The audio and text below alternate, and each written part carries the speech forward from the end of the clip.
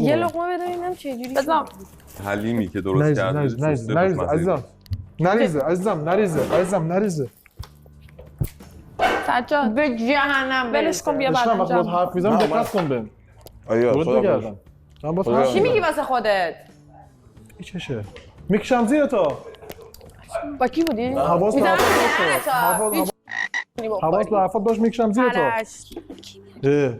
من بهش میگم داره میریزه یعنی از گوش کن بعد دقیقاً اینقدر گوش نمیده که ریخته رو بکش زیر جد و آبادت چی شخصیت